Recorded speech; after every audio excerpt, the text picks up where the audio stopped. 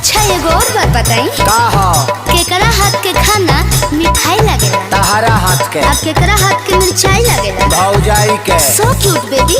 एक और बात बताइए, बैंक बैलेंस कमा के किसको देना है? आपको। अब किसको बताना नहीं है? बाप को। यस।